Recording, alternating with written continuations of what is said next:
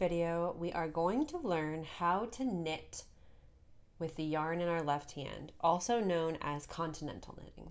So I have cast on 20 stitches using the long tail cast on.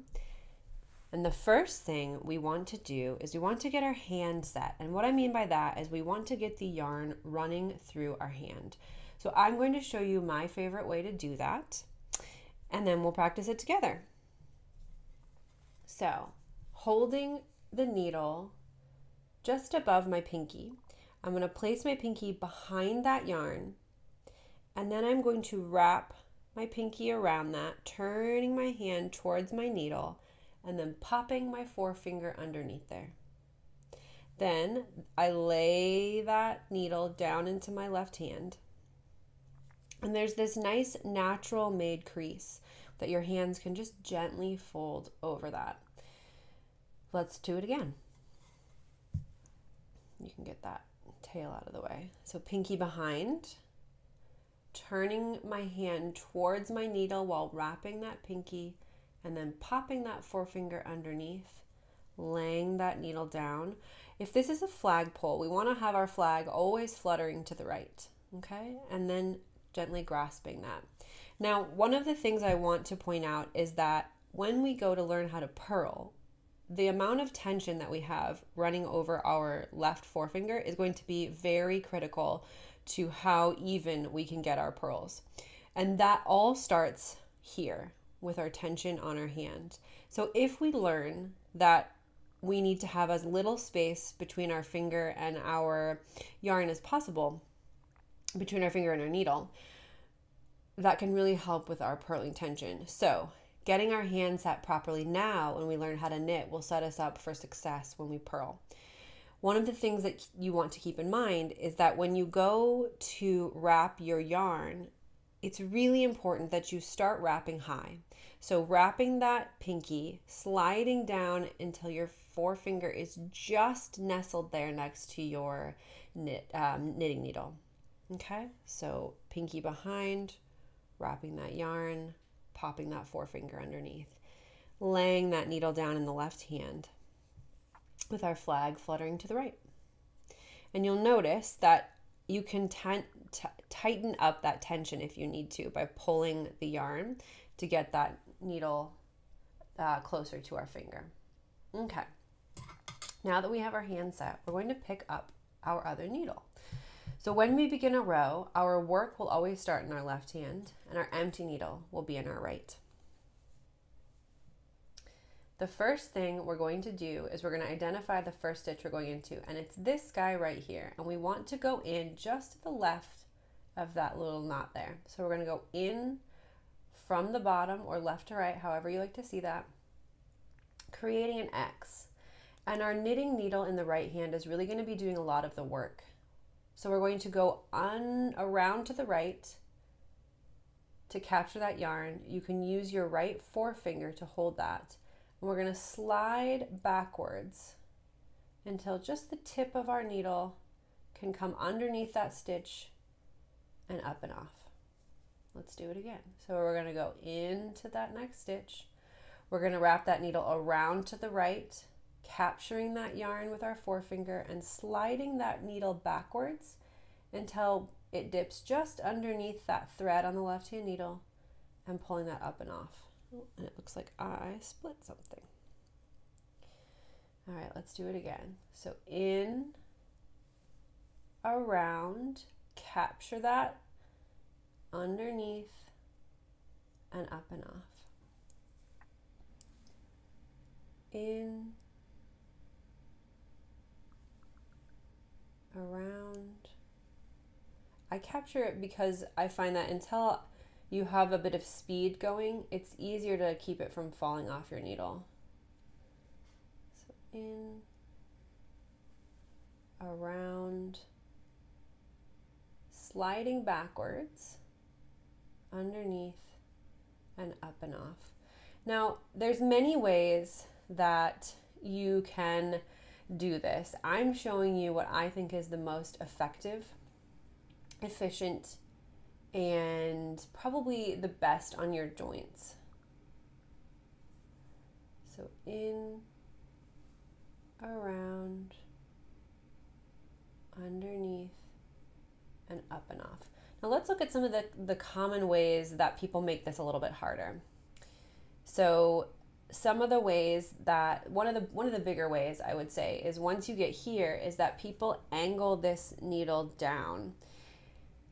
It's going to be a lot easier if you reverse that needle the way it came in. So our needle goes in like this. Once we wrap it, we're just going to reverse it back in the same direction just until we can pop that underneath that thread. So in, around, underneath, and up and off.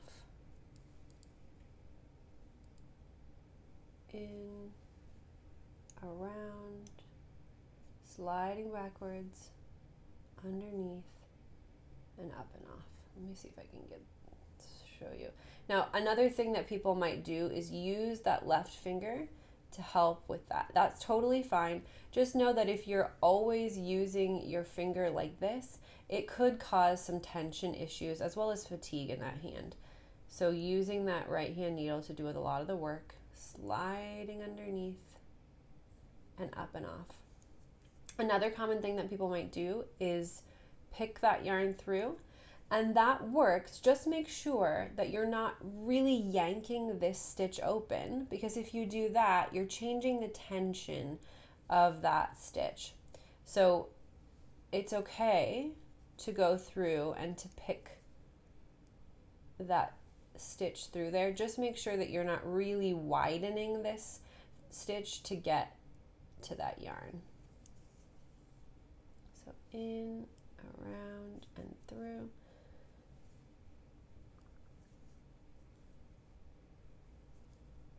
And you'll work all the way to your end, doing the same thing for that last stitch. Okay, and there, it's always good to count your stitches, making sure you have the same number, or at least the correct number that you're supposed to have. If you increased, you may, if you were supposed to increase, you may have more. But for this, I just had 20, so you'd want to just make sure that you still have that same number. Now to get started again on your next row, you simply switch hands. So I like to get my hand set first. So again, wrapping that finger, pinky, turn your hand around, pop that forefinger underneath, laying that down, flag fluttering to the right.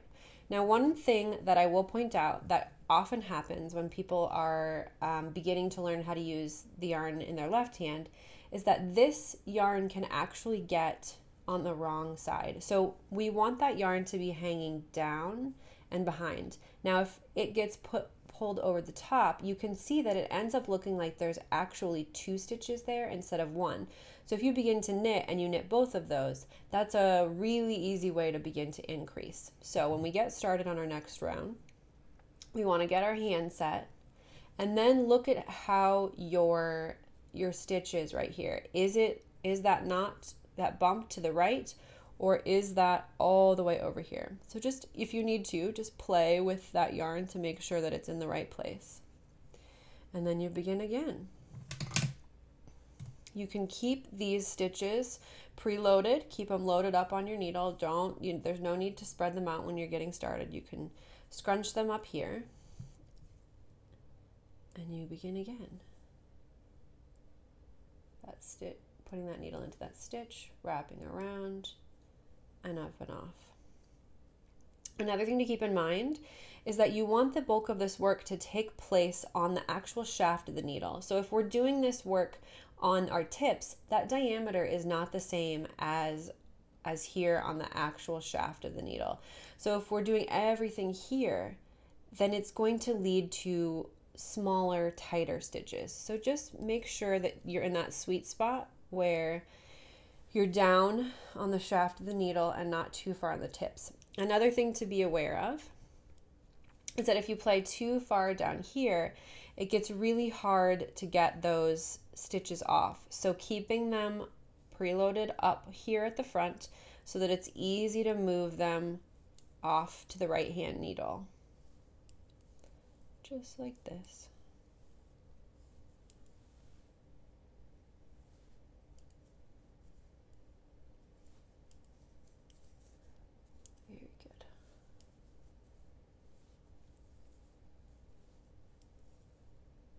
And you may notice, especially if you're beginning, that your tension might get looser. It's totally fine in the middle of a row to reset your hand. In fact, I encourage you to do that, because when we begin to learn how to purl, if we have gotten used to our finger being this far out, when we need to control the tension by moving that finger, that yarn is going to be far too loose for us to have an efficient and consistent purl. So reset your hand if you notice that it's getting too far out. You really want to have just a little bit of space there between your finger and that needle. Just enough space for your needle to go up and grab that yarn. So there you go. That is how to knit Continental, or with the yarn in your left hand.